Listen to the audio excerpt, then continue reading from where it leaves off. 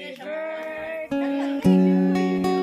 Happy birthday, happy birthday, happy birthday to you. Good morning! Special ang araw na ito kasi birthday ngayon ni Chai Chai. 21 years old na siya ngayon. At dahil birthday niya, pumunta sila ngayon sa Santo Niño, Cebu para magpasalamat. And pagkatapos, lumiretso na siya sa school nila dahil may volleyball training sila ngayon. Pagkaalis nila, ginawa ko agad yung cake niya because this is a surprise money cake for her.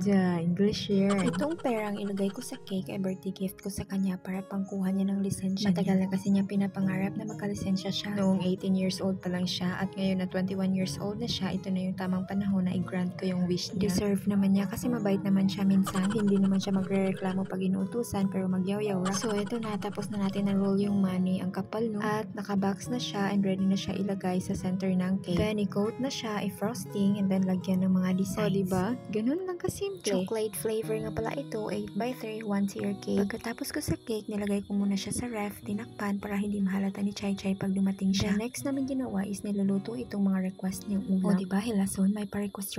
At dahil pinangga siya ng papa namin, so binili lahat ng request niyang sudan. Syempre, ako naman tutulong. Maghiwa-hiwag lamas kunuhay, sibuyas, tamatis, bombay para ilagay sa loob ng bangos before sugba. O diba, at least may nagawa ako. Si Chai Chai, wala talaga siyang idea na maghahanda kami at gagawa ko ng money cake para sa kanya. Surprise nga eh. Unsa di surprise sa inyo? Bitaw, hindi niya expect kasi buong akala niya wala talaga. Anyway, ito niluluto na namin isa-isa itong mga request niyang sudan. Gumagabi na rin so kailangan ng bilisan. Para pagdating nila, ready na at nakaset up na lahat. Itong mama ko, siya yung magluluto ng pansit. Kasi sabi niya, birthday daw ng bunsong anak niya, so dapat siya daw yung magluluto ng pansit. Wow, ang sweet! Anak mo rin naman ako, diba? Char lang, anyway, ito na yung mga handa namin. May pipino with suka, sili, calamansi. Of course, seafoods, hindi talaga mawala ito sa amin. Lalo na't mixed seafoods with corn. And syempre, papansit ni mama para kay Cynthia. And may sinugbang isda, bangus, and sinugbang baboy. Kalami. And meron ding fried chicken, wadriwa dito. Bitaw, pinag-effortan din biyanin. Kahit umulan na. So, Cynthia Ponce, shout out sa'yo. Alam mo na, watchay balibaray subo. Kaya nag-effort din bigayo. Charot. So, nung dumating na sila Chai Chai, kumain na kami lahat. At nakikita talaga namin sa mukha niya na talagang sad siya. Nag-expect kasi siya na ngayon ko siya bibigyan ng pera pangkuha ng lisensya niya as birthday gift niya. See, tingnan yung mukha niya parang mangyak-ngiyak. Dinadrama kasi namin siya na wala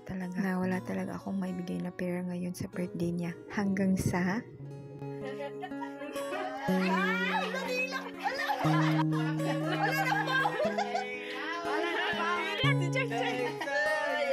Happy birthday to you. Happy birthday, happy birthday, happy birthday to you. Happy birthday. Happy birthday, tomboy.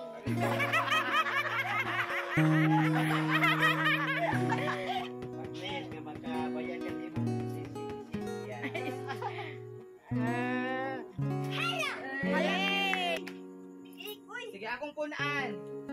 Ayun, sa ilabot pa. Cake. 150. 150. Tayon di ka sa 1 tikto na 1 week. Cake dyan ay offer. Cake dyan mo ha? Ay, bahala ka na na. Jabitisan ka kinaon.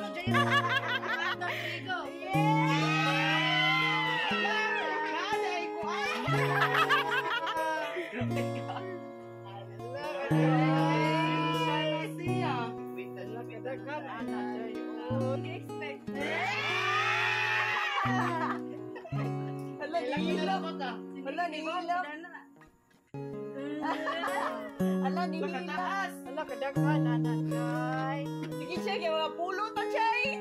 Hindi na siya Nakamaman Big win.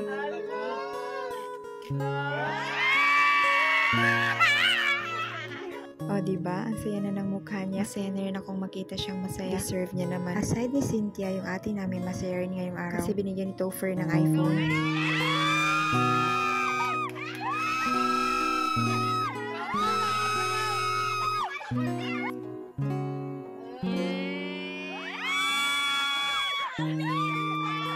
Ay, sana all talaga. Ako na lang siguro yung hindi naka-iPhone sa kanila. Anyway, itong si Cynthia hindi makaget over sa kwarto niya. Ihapag yung mayo day. Sige, thank you for watching. Happy birthday, Chai. Cynthia Ponce. Bye!